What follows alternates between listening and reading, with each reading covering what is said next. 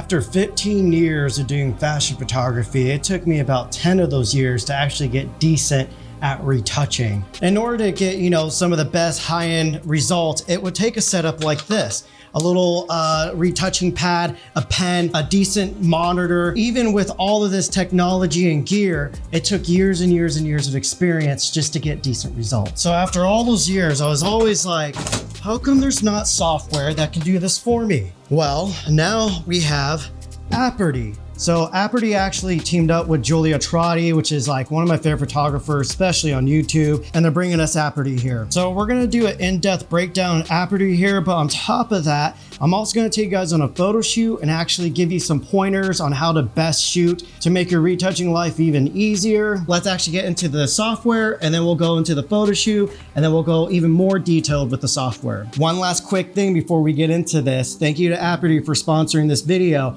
I'm beyond excited for this. I will have a link in the description if you guys want to check this out. Again, this is like a first ever, like this, my mind's blowing. Anyways, link in the description, click on it, go check it out, try it for yourself, because it's insane. Shout out to Julia Trotti as well. All right guys, later in this video, again, you'll see the photo shoot on how we shot these. So this is the original image here. And then this is my edit in Lightroom so far. I just went and used one of my Roadrunner presets. I'll have a link in the description for this. And I went and made my tweaks. So how I've been using it is I open up in Photoshop, and then we go into my filters up here.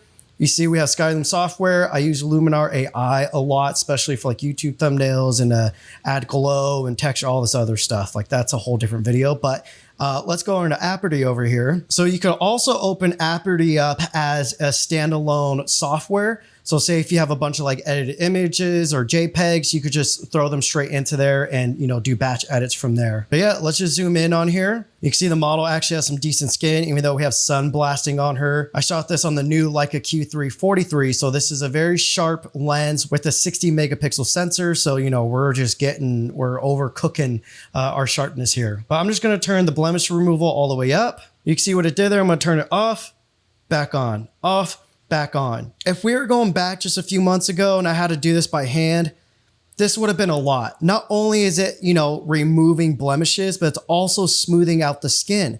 This would have been a combo of dodge and burning plus blemish removal, like doing a spot removal. It's a whole lot that it's doing in that one little tab there. So you can see like this dark mark right here and the dark mark right there. Yes, this is a blemish, but that also takes dodge and burning to remove those. So if I turn this back all the way up, it not only is removing the blemishes, but it's also smoothing out the area overall. Now let's go and turn up skin smoothing here. So usually how I use the software is I like to turn it all the way up, see what it's doing, and then adjust it accordingly to what looks natural still. A pro tip here, even if you're doing like old school retouching, zoom out and see, what your effects are doing, because sometimes skin smoothing, once you zoom out, it's doing too much, because when you're more zoomed out, you want a little bit of texture in the skin so it looks natural, so it doesn't look plasticky. And that's the beautiful thing to what this AI software is doing is, it's doing all the skin retouching without giving it that plastic Play-Doh type look. So we're shooting during midday, so you can see there's not a whole lot of sun getting into her eyes. So before we go over the magic of the eye adjustments, the makeup and the body skin and the mouth and all that,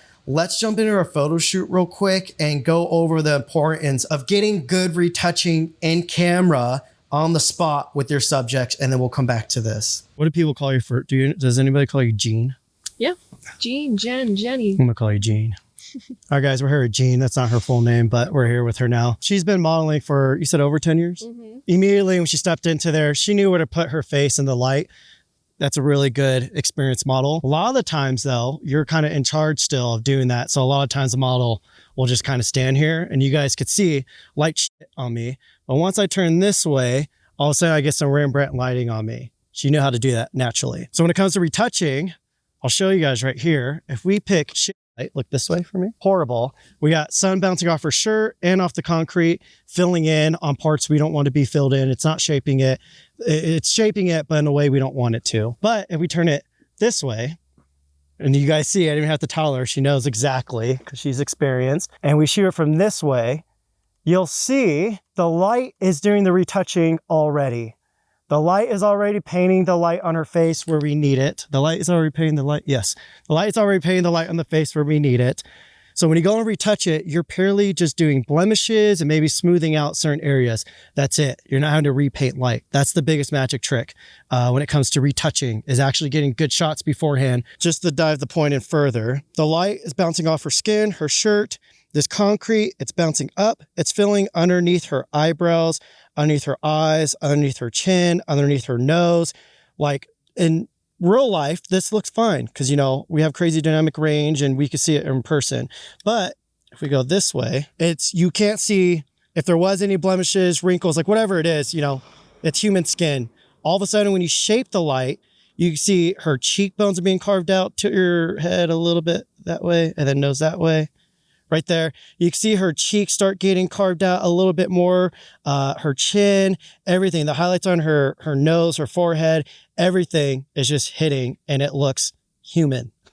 If you guys want to learn how to do good retouching, you guys got to learn how to actually shape the light or position your model according to the natural light. Now the dark circles removal, she doesn't really have that many dark circles, but you'll see even when we turn this up, even her under eyelids, it still kind of lift those and soften those out a little bit. Face brightening, you know, if you're in circumstances where you just weren't able to put more light on the face, I think this could be a big help.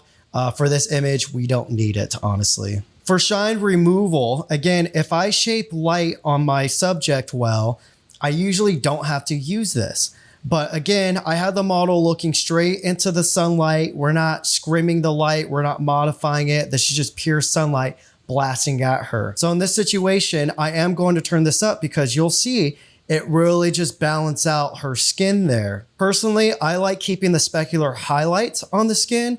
So you can see on the bridge of the nose here, on the tip of the nose. Usually I like to keep those hot points because it looks natural, even up here as well, this little part. And I will have a link down in the description if you guys want to go and check out the software and try it out yourself. Obviously during this tutorial, we're going slow and steady, but since I've been using the software, literally it used to take me like 2 to 3 days to knock out a photo shoot for retouching, and I would be miserable, and it was so time consuming. Now with this software, guys, I'm knocking out whole shoots within an hour. It's mind blowing. You see, we're shooting during midday. She did a pretty good job at actually, you know, getting some light into her eyes here. You can see in the original iris over here, we can actually go and change the eye color. I have a feeling a lot of people are going to love this. You can obviously turn it up and down. Personally, I have used this before and I make sure that I keep it a little bit lower, because if you go all the way up, it starts looking a little bit unnatural. Let's just go with her original iris. I feel like we still got some good information in there. So let's just turn up this iris flare real quick. So you can see what this is going to do is it's going to read where there's natural light in the iris, and it's just going to pump that up a little bit more. Now, she doesn't have much red in her eyes, but you know, if someone has bloodshot eyes or anything like that, you could turn that up right there. Now, this last one here, eye enhancement. This is the magic right here. This is with it off. This is with it turned on. Again, I'm going to zoom out and make sure that it's not overdoing it. Again, just because it goes up to 100% does not mean you need to use it at 100%. So I'm going to turn that back down. I like it a little bit more subtly right there. Let's just see a before and after and where we're at right now before we go over more. This is before. This is after. You guys can already see the light's already shaping her face. Again, you saw it in the photo shoot. It's doing a lot of the work for us. So when we bring it into software like this, it's giving us really good natural results, but still high-end results. This contour, I'm just a dude. I don't know. I have been using this a lot. So I'm going to turn this up right here. You can see what this does. Again, previously, if I was to do this manually, if you didn't have good light, you'd have to try to learn the physics to a face and how light bounces and warps around a face. And you would have to go in and try to repaint that. It would take an hour or more at minimum. Like, I'm not joking. Literally within one slider here, it's doing it. Like, this is freaking wild. Not only is it reading the light that's on her face, but it's also reading her face. I'm assuming it's making some type of, you know, AI map on her face, and it's reading where it would naturally contour and add shadows. This is why it's so cool that this is utilizing AI, because again, it's doing all these mathematical readings that, you know, regular software I don't think would be able to do. Eyebrows enhancement. I absolutely love this slider here. A lot of the times when you're shooting in natural daylight, that light gets blasted in the eyebrows. And once you go and do your edits, the eyebrows start getting a little bit more faded. So by turning this up here, you can see it's going to darken her eyebrows, going to help create contrast and make them pop a little bit more.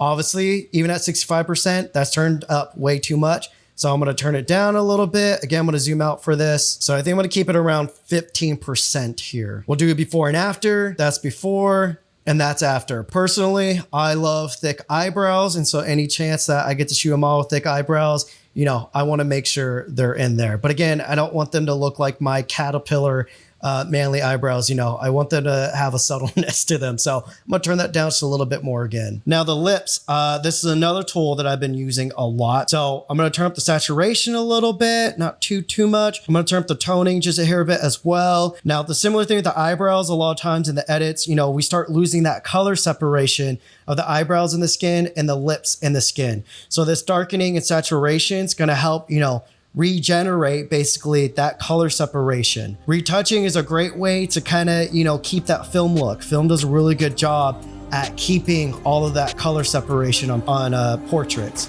All right, guys, I love that I can literally just sit right back here, do all my retouches now. I don't need all the extra stuff anymore. My mind is blowing. I wish the software existed years ago. It would have saved me so much time and just hopeless just nights of just like thinking I suck at life.